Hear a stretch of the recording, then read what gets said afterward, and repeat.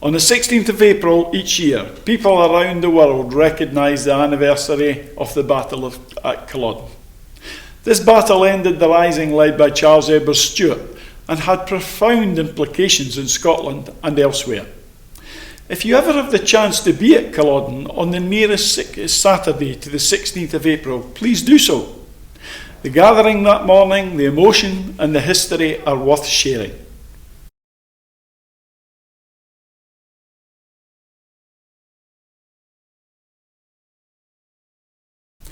In previous sections, we followed events from 1689 through several Jacobite risings and heard how in July 1745, Charles Edward Stuart left France to travel to Scotland. In August, he gathered his supporters and, having avoided the government army of General Cope, travelled as far south as Perth. In September, he entered Edinburgh, and later that month his army finally came face to face with Cope and his force and defeated them decisively at Prestonpans. In October, the Jacobites had strengthened their position in Scotland, enjoying a period in Edinburgh, and then decided by a narrow margin to move south into England. Taking Carlisle in November, they moved south to Manchester, and by the end of that month, without any significant fighting, where next were they to go? Leaving Manchester before dawn on a snowy morning on the 1st of December, the Jacobite army soon broke into 5 sections before they crossed the River Mersey just south of Manchester. This was to avoid the congestion of some 5,000 people travelling along the same narrow roads and bridges. They were heading for Derby en route to London. Aware that a government army was travelling north from London, the Jacobites sent some 1,200 men along a westerly route, while the remainder of the force took a more easterly route through Ashbourne. Aware of the move to the west and fearing a Jacobite advance into Wales and support there, the government army also moved westward, and by doing so gave the main Jacobite force an almost clear run to Derby, and also ensured that when they reached that city, there was little resistance between them and the capital. By the 4th of December, the main Jacobite force reached Derby, and some patrols went even further south. The only confrontation had been a brief skirmish on the 1st of December near Congleton, ironically between some English dragoons and men of the Manchester Regiment, Englishmen on both sides. As always, the Jacobite army was moving quickly and covering more ground each day than the government forces could. At Derby, they were certainly close enough for an advance guard to reach London within 4 days, and the main force would be in London within 6. The Jacobite advance guards had even taken control of a bridge 6 miles south of Derby, which Cumberland had ordered destroyed.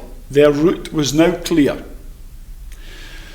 The news of this advance and closeness created a panic in London. Newspapers published stories and possible atrocities and thefts. There was a run on the Bank of England, and people were certainly preparing to leave London. A statement by King George that he would defend the capital and his throne may have calmed some, as it did the raising of the militia. Settling briefly in Derby, the Jacobite leadership returned to an ongoing debate which had started in Edinburgh and perhaps been repeated at Carlisle and at Manchester.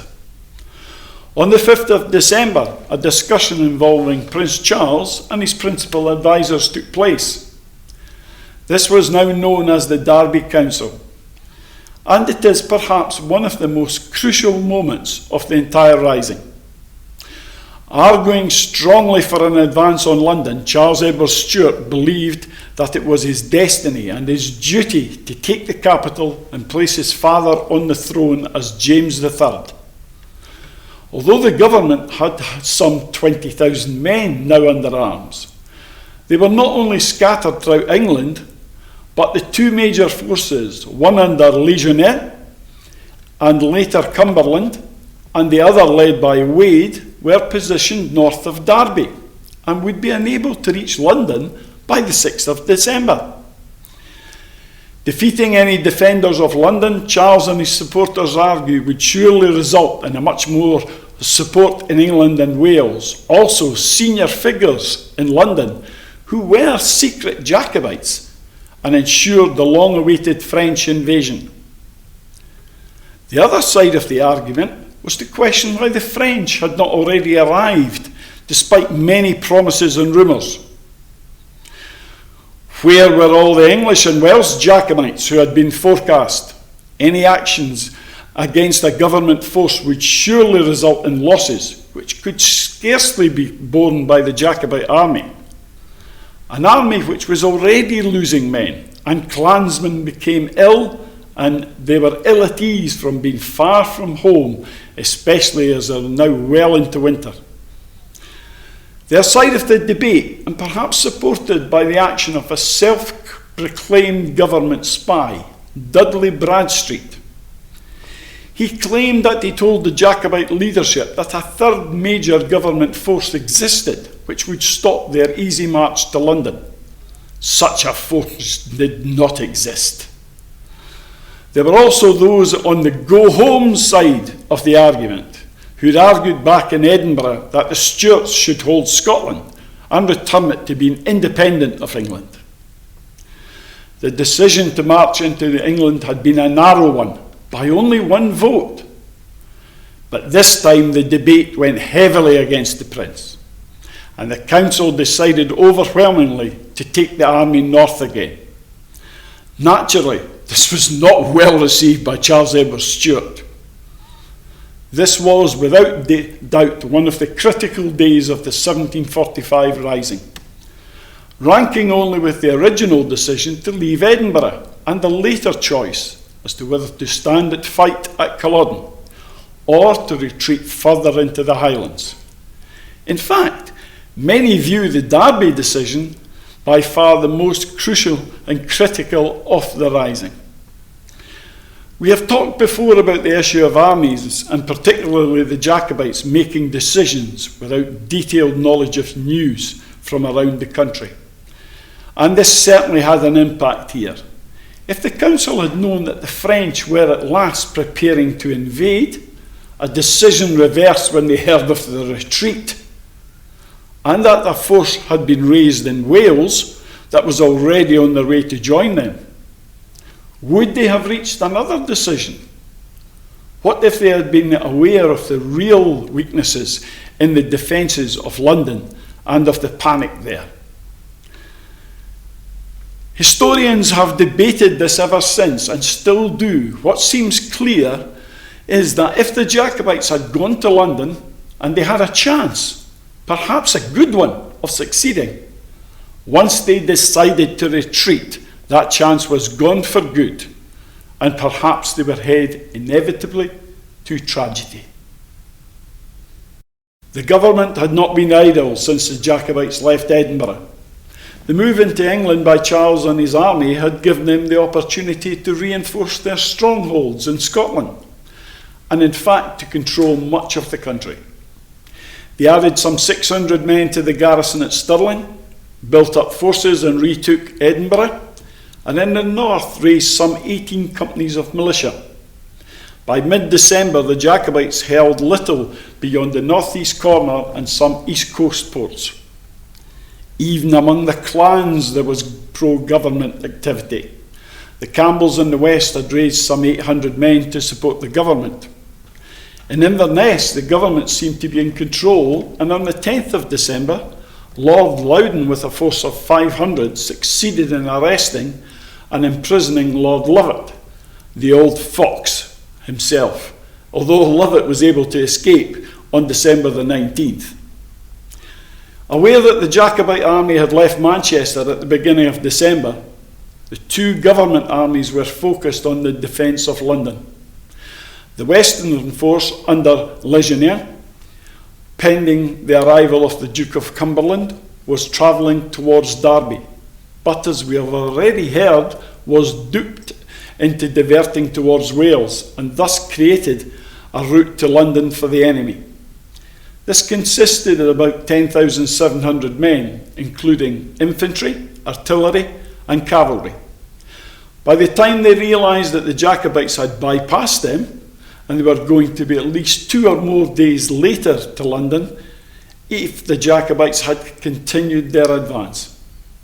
The eastern force of some 7,000 men had left Newcastle late in November, and their abortive attempt to intercept Charles at Carlisle had headed south basically toward following the Great North Road, the modern A1. They reached Doncaster on the 8th of December, and hearing that the Jacobites had left Manchester, set off cross-country. But on reaching Wakefield in South Yorkshire, Wade learned again that they would be too late, so they turned south again.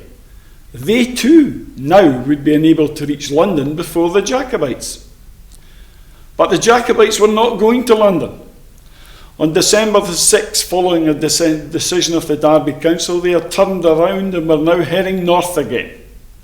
Once again, the two government armies had to go through the difficult task of reversing everything and changing directions. They did so, and except for a major fight at Clifton near Penrith, always seemed to be a day or two behind the Jacobites. Cumberland was held up near Preston when he received orders to return to London as a French force, it was wrongly reported, had landed in Hastings with some 12,000 men.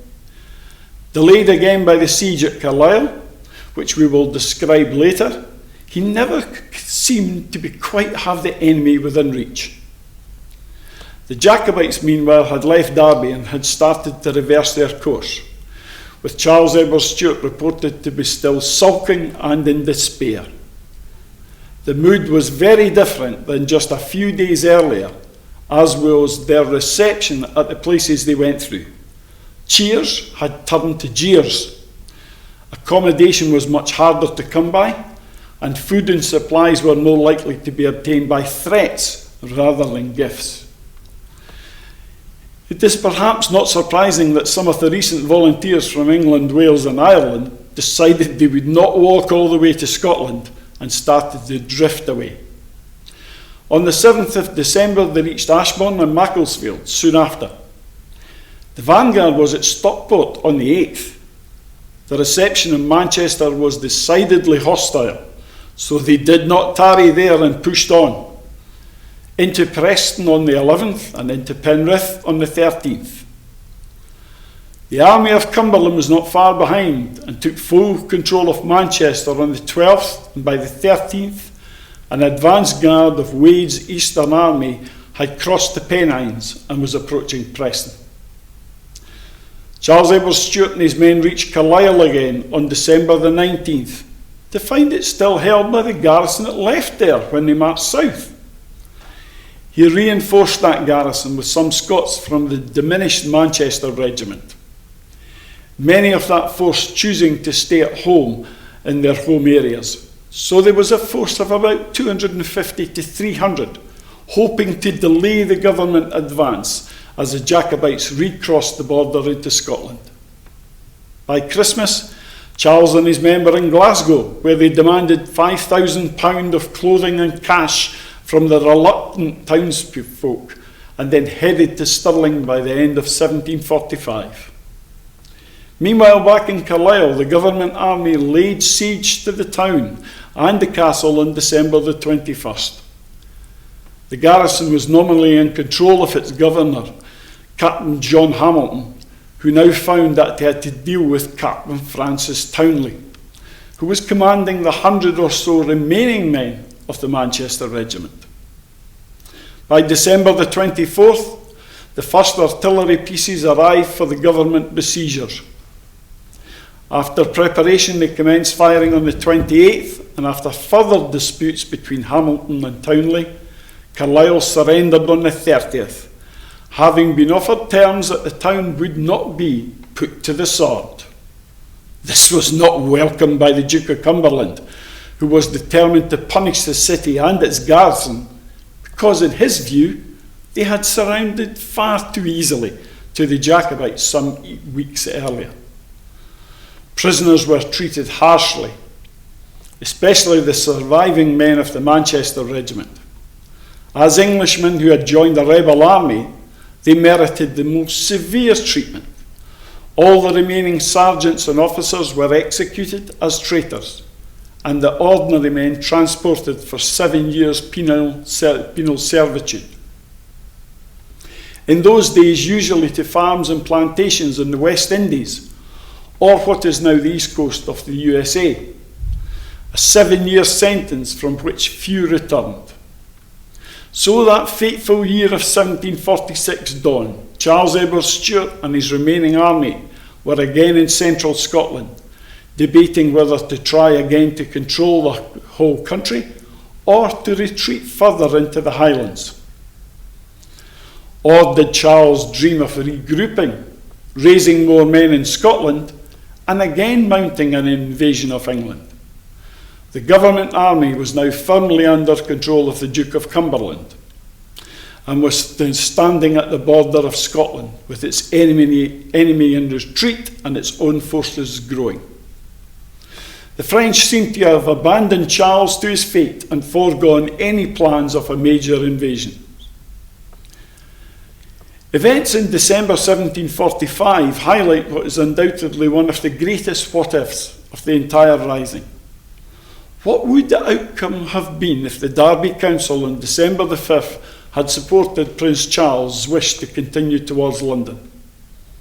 How would the French and English support, how would that have been evident if London had been taken? How had that decision been influenced by a combination of false information from a government spy and with a lack of detailed information of the makeup and the position of the government forces? Once they had decided to turn back, they had forfeited their best and perhaps their only chance of success. But the choice was made, and by the end of December they were back into Scotland.